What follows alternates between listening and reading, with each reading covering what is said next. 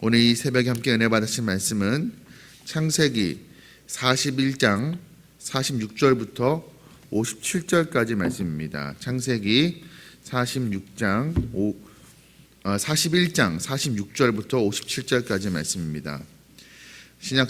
구약성경 64면 전에 기록되어 있습니다. 우리 한 목소리로 함께 봉독합니다. 요셉이 애굽 왕 바로 앞에 설 때 30세라. 그가 바로 앞을 떠나 애굽 온 땅을 순찰하니 7해 풍년에 토지 소출이 심히 많은지라.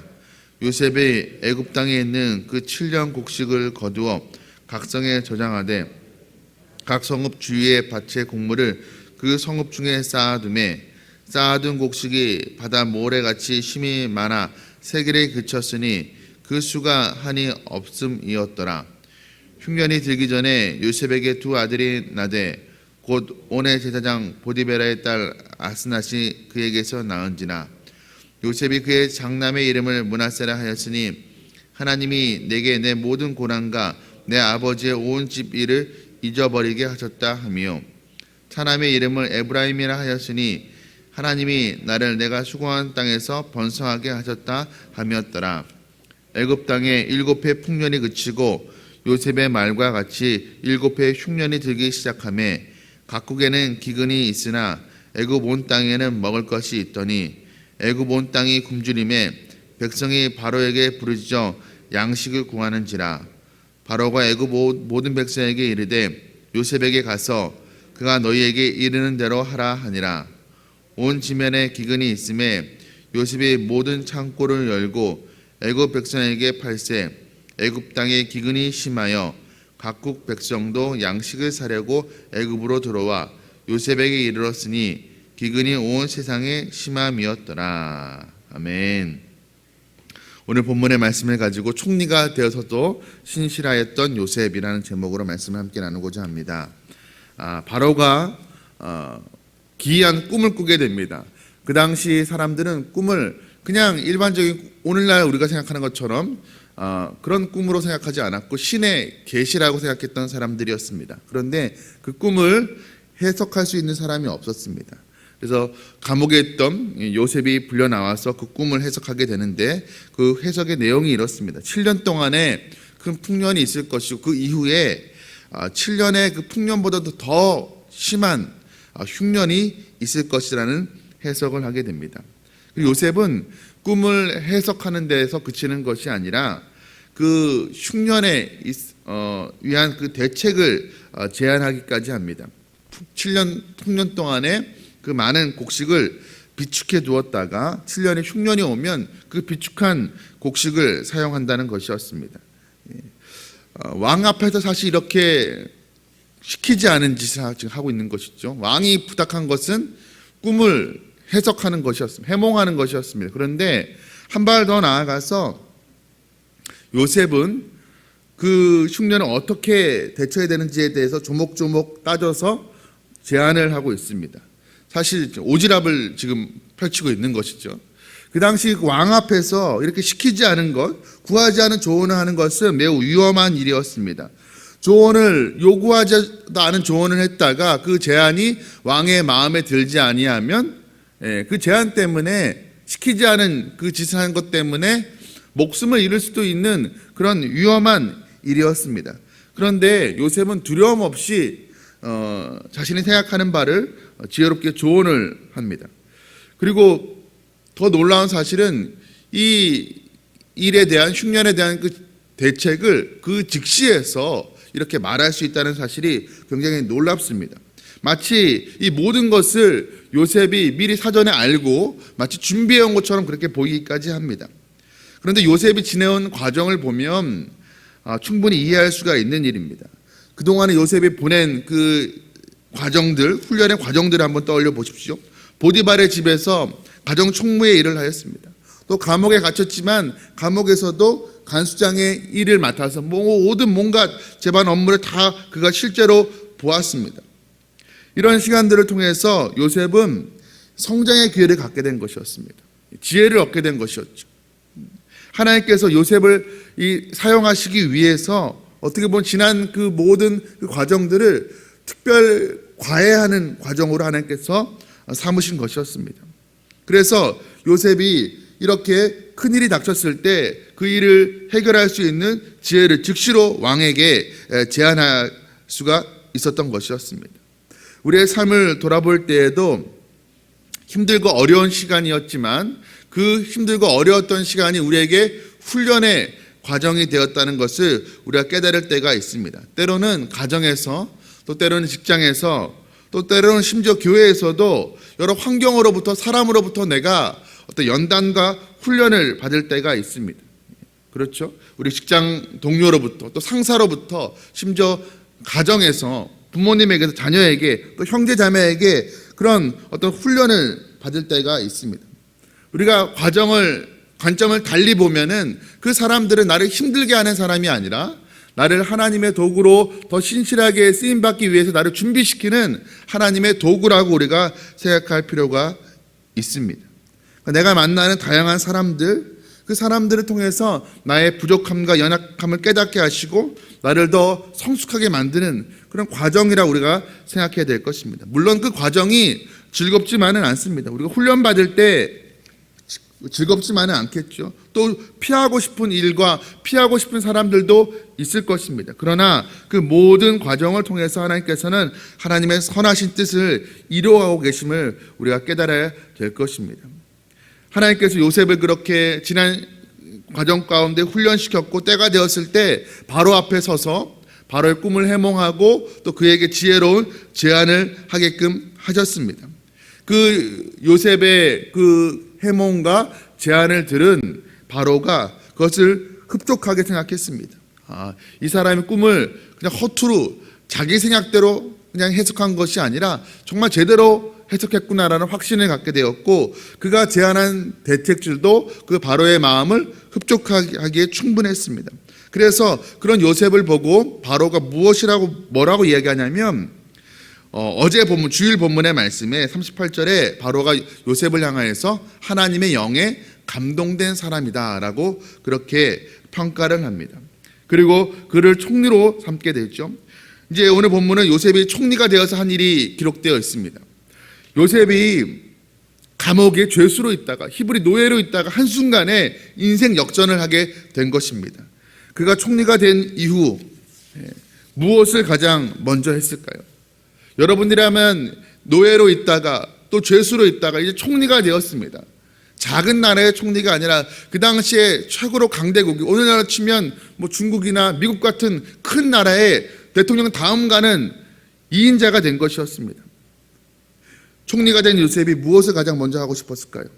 나를 억울하게 옥살이하게 만들었던 그 보디발과 보디발의 그 아내를 불러다가 좀 야단을 치고 싶은 마음이 있었을지도 모릅니다.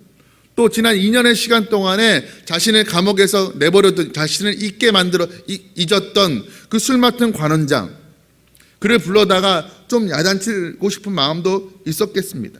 그런데 요셉은 그러하지 않았습니다. 오늘 본문 46절의 하반절의 말씀을 보면 그가 바로 앞을 떠나 애굽 온 땅을 순찰하니 그는 그 총리라는 바로 왕 다음 가는 그 권세자의 자리를 그가 누리게 되었음에도 불구하고 권세를 부리지 아니하고 그는 여전히 지난 날들 속에서 그랬던 것처럼 여전히 성실하게 하나님 앞에서 자신에게 맡겨진 일을 자신의 위치에서 성실하게 감당하는 것을 보게 됩니다. 자신의 있는 위치에서 그 자리를 자기만을 위해서 사용하는 것이 아니라 악용하는 것이 아니라 다른 사람을 위해서 선용하는 모습을 보게 됩니다. 그리고 이어지는 말씀에 보면 47절의 말씀을 보면 이제 그가 바로의 꿈을 해몽한 대로 7년의 대풍년이 오게 됩니다. 사실 이 7년의 대풍년이 요셉에게는 마냥 좋은 그런 시간만은 아니었을 것입니다. 왜냐하면 자신이 지금 예언한 대로 7년 대풍년이 온 다음에 흉년이 오지 않으면 자신이 해몽과 자신이 지금 하고 있는 일들이 사람들에게 비웃음거리가 될 뿐만 아니라 심지어 총리의 자리에서 쫓겨나서 다시 노예로 돌아갈 수 있는 또 노예로 돌아가서 살 수만 있다면 다행이지만 죽을 수도 있는 그런 상황이었습니다. 불안할 수도 있겠죠. 정말 7년 대풍년 이후에 흉년이 올 것인가? 내가 바로 앞에 서서 해몽한 대로 될 것인가라는 그런 마음에 확신이 있지 않으면 참 힘든 시간이었을 것입니다. 그러나 요셉은 하나님이 자신에게 보여준 바를 확실하게 믿었고, 그래서 그 7년 대풍년 기간 동안에 너무 많은 곡식, 이제 거두지 않아도 될 만큼의 곡식이 있음에도 불구하고 그는 그것을 착실하게 모아서 각 성읍에 모아드리게 됩니다. 그리고 이제 7년의 풍년이 끝나고 그 요셉이 꿈을 해몽한 대로 7년의 대흉년이 찾아오게 됩니다. 이때를 준비했던 요셉이 이제 백성들에게 양식을 팔기 시작하고, 심지어 이제 인접한 주변 국가에서도 양식이 모자라서 애굽 땅에 와서 양식을 구하게 되는 일이 일어나게 됩니다. 이제 주변 국가 사람들이 와서 양식을 구했다라는 것은 이제 앞으로 다음 장에서 요셉의 형들이 애굽 땅에 와서 요셉에게 그 식량을 구하게 될 것이라는 것을 예고하는 그런 사건이라고 할 수가 있습니다.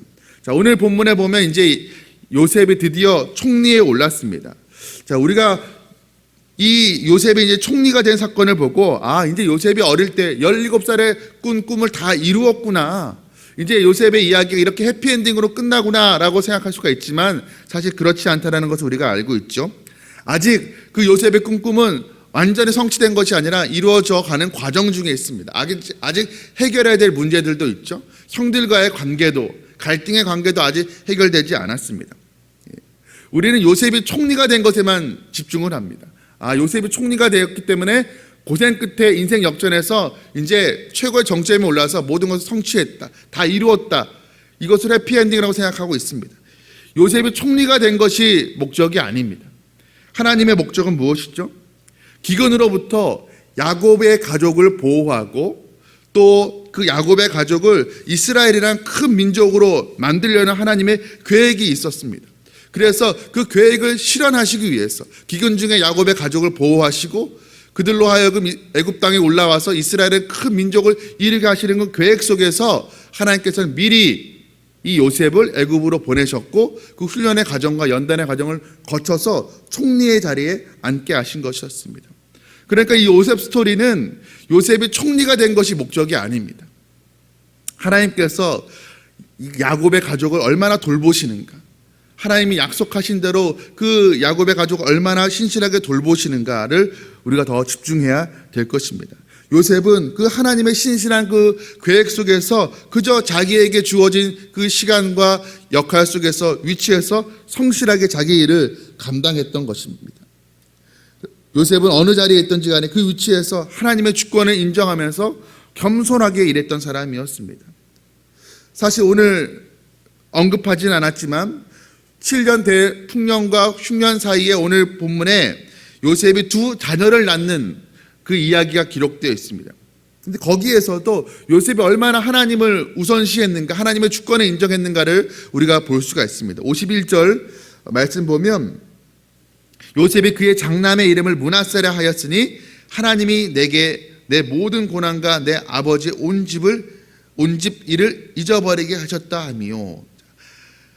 요셉이 장남의 이름을 므낫세라고 짓는데 그 뜻이 하나님이 내게 모든 고난과 아버지의 집 일을 잊어버리게 하셨다, 하나님이 내게 하셨다라고 이야기하고 있습니다. 또 둘째 차남을 낳아서도 이름을 에브라임이라고 짓는데 또 역시나 하나님이 나를 내가 수고한 땅에서 번성하게 하셨다. 둘 다 무엇이라고 이야기합니까? 내가 열심히 노력해서 내 고난을 이겨냈다, 내가 열심히 노력해서 내가 이 땅에서 번성했고 총리가 되었다고 이야기하고 있지 않습니다. 내가 고난을 잊어버리게 하신 것도 하나님이 내게 그렇게 하셨다, 내가 번성하게 된 것도 하나님이 내게 그렇게 하셨다라고 고백하고 있습니다. 내가 아니라 하나님이 하셨다라고 지금 요셉은 이야기하고 있는 것입니다.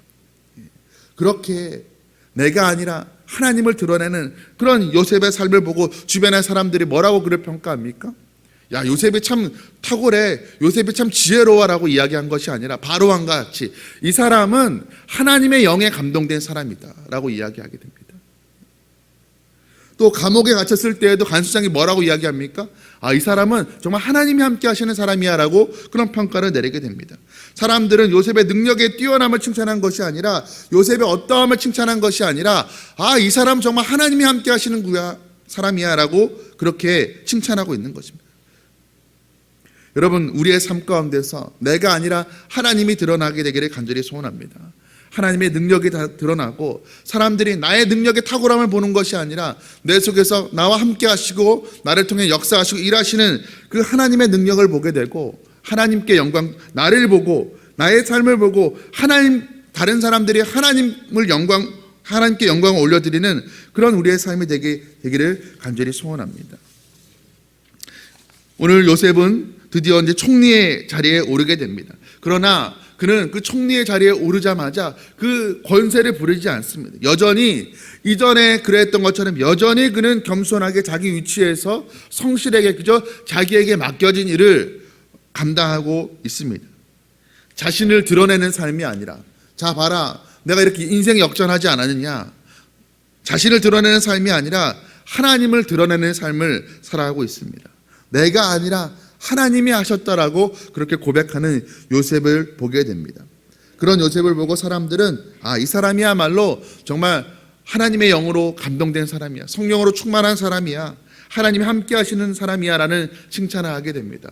오늘 우리 하루 살아갈 때에도 여전히 신실하고 성실한 우리의 삶을 통해서 나를 드러내는 삶이 아니라 하나님을 드러내는 그런 삶을 통해서 우리 주변의 사람들이, 심지어 하나님을 알지 못하는 사람들조차도 저 사람을 보면 정말 다른 사람이야, 하나님이 정말 계시는 것 같아, 하나님이 함께 하시는 것 같아 라는 그런 인정과 칭찬을 받게 되는 그런 우리의 삶이 되기를 주님의 이름으로 축복합니다.